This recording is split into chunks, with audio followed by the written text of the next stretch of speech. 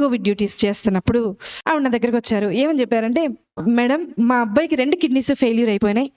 ఆ 2 కిడ్నీస్ ఈ ట్రీట్మెంట్‌కి ఎక్కడికెళ్ళినా సరే అందరూ కోవిడ్ ట్రీట్మెంటే చేస్తున్నారు గానీ, మా అబ్బాయికి ట్రీట్మెంట్ చేయట్లేదు. మరి ఏదో ఒక విధంగా మీరు కొంచెం సిఫార్సు చేస్తే, మీ పై అధికారికి సిఫార్సు చేస్తే మా అబ్బాయిని అడ్మిట్ చేసుకొని బెడ్స్ ఖాళీ లేవు. 2 కిడ్నీస్ ఫెయిల్యూర్ అయిపోయిన పేషెంట్‌ని అడ్మిట్ చేసుకొని అక్కడ పెట్టుకొని ఎలా చేస్తారు? చేయలేని పరిస్థితి. నేను అంటాను, ఒకసారి డాక్టర్ గారిని అడిగి చూస్తానమ్మా అన్న. డాక్టర్ గారిని అడిగితే డాక్టర్ గారు అన్నారు, 2 కిడ్నీల ట్రీట్మెంట్ ప్రస్తుతానికి మనం స్టార్ట్ చేయాలి అనన్నా బేసిక్‌గా ఒక రోజుకి 24 గంటలకి 1.5 లక్షల రూపాయలు అవుతాయి. కార్పొరేట్ హాస్పిటల్ అది. మరి వాళ్ళు కడతారా? నేను ఆవిడ దగ్గరికి వచ్చి అడిగాను. ఆవిడ ఈ బైబిల్ చూపించి అంది, అమ్మా నాకు వెనక ముందు ఎవ్వరు లేరు. నా దేవుడే నా దిక్కు. నేను ఎక్కడికి వెళ్ళి వెతకలేను, అడగలేను. దేవుడిని పట్టుకొని చెప్తున్నానమ్మా, 24 గంటల టైం ఇవ్వు, రేపటి లోపల కట్టేస్తాను. మీరు ఎక్కడైనా చూసారా హాస్పిటల్‌లో డబ్బులు కట్టకుండా ముందు జాయిన్ చేసుకునే వాళ్ళు ఎవరైనా చూసారా? ఆవిడ రిక్వెస్ట్ మేరకు పై డాక్టర్‌తో రిక్వెస్ట్ చేస్తే జాయిన్ చేసుకున్నాం. సరే ట్రీట్మెంట్ జరుగుతూ ఉంది. చూస్తూ ఉన్నా. మొదటి గంట చూసా. ఆవిడ ఏం చేస్తది? ఎవరికైనా మెసేజ్‌లు పెడతదా? ఎవరికన్నా వాట్సాప్‌లో మెసేజ్ పెట్టి డబ్బులు ఏమన్నా డొనేషన్ లాగా గ్యాదర్ చేస్తేమో. మధ్యాహ్నం 11:30కు ఆ సమయంలో అడ్మిట్ చేశాం. 12:30 అవ్వింది. అందరిని అడిగా. ఆవిడ ఉన్నారు కదా, ఆవిడ ఏం తిన్నారో ఒకసారి అడుగుతారంటే మా నర్సులందరూ అన్నారు, మేడం ఆవిడ మోకరించింది, ప్రార్థన చేస్తుంది. అసలు మేము వెళ్తున్నా పక్కకి తప్పుకోవట్లేదు మేడం, మేము అలాగే ట్రీట్మెంట్ చేసి వచ్చేస్తున్నాం అన్నారు. సరే ఆవిడని డిస్టర్బ్ చేయొద్దు. మధ్యాహ్నం 1:30 అయింది. చూశాను ప్రార్థన చేస్తుంది. సాయంత్రం 4:30 అయింది. చూశాను ప్రార్థన చేస్తుంది. రాత్రి 6:30 అయింది. చూశాను ప్రార్థన చేస్తుంది. రాత్రి 9:30 అయింది. చూశాను ప్రార్థన చేస్తుంది. రాత్రి 11:30 అయింది. అంటే ఆవిడ మోకరించి 12 గంటలు అవుతుంది. ప్రార్థన చేస్తుంది. 1:30 రాత్రి 1:30 అర్ధరాత్రి ప్రార్థన. ప్రొద్దున 4 నెక్స్ట్ డే స్టార్ట్ అయిపోతుంది. రౌండ్స్ స్టార్ట్ అయిపోతాయి, సెక్షన్ స్టార్ట్ అయిపోతుంది, అన్నీ స్టార్ట్ అయిపోతాయి, ట్రీట్మెంట్ స్టార్ట్. మాకు స్టార్ట్ అయిపోయింది కానీ ఆవిడకి మాత్రం ప్రార్థన ఎండవల. 7:30 ప్రార్థన. మరుసటి రోజు 8:30 ప్రార్థన. 9కి బిల్ వచ్చేస్తుంది జనరేట్ అయ్యి. ఆ రోజుకి డే స్టార్ట్ అవ్వాల్సిన బిల్ వచ్చేస్తుంది. బిల్ వచ్చింది. అందరు పేషెంట్స్ రౌండ్స్ అయిపోయినాయి. ఈవిడ దగ్గరికి వెళ్ళాలి.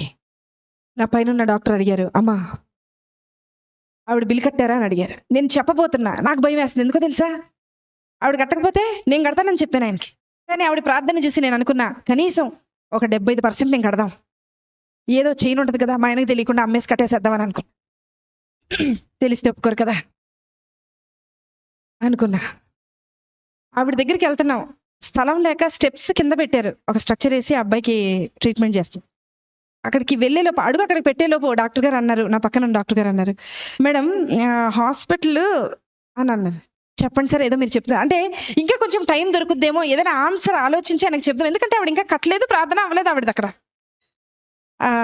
అంటే ఆయన అన్నారు, మేడం యాక్చువల్గా ఈరోజు మా అమ్మగారు చనిపోయి 10 సంవత్సరాలు అవుతుందండి. ఈరోజు 10వ సంవత్సరం వర్ధంతి. వాళ్ళకి చెప్పేయండి మేడం, వాళ్ళకి ఫ్రీ ట్రీట్మెంట్ చేసేద్దాం, వాళ్ళ దగ్గర రూపాయి కూడా తీసుకొద్దాము.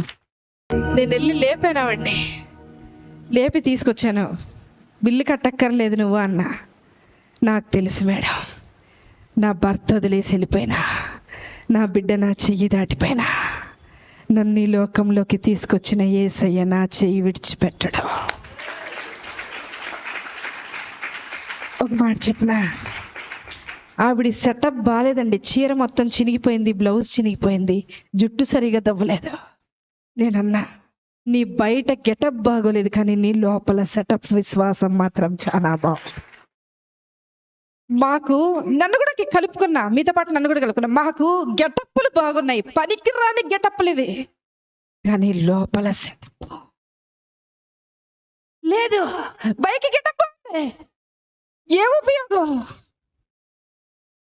ఎక్కడ ఎత్తుకుతున్నారు ఈరోజు? వద్దాం ఏసై దగ్గరికి, వద్దాం ఏసై దగ్గర ఎత్తుకుదాం, ఏసై దగ్గర వెతుకుతాం. ఆవిడలాగా 24 గంటల ప్రార్థన నేను ప్రారంభించమని చెప్పట్లా, ఆవిడలాగా 10 గంటలు చేయమని చెప్పట్లా. విసుకక్క ఆయన సన్నిధిని వెతుకుతూ ఉందాం, విసుకక్క వెతుకుదాం, మళ్ళీ మళ్ళీ వెతుకుదాం. ఖచ్చితంగా నిశ్చయముగా ఆయన నీ పక్షాన కార్యము జరిగించునుగాక. ఆమేన్.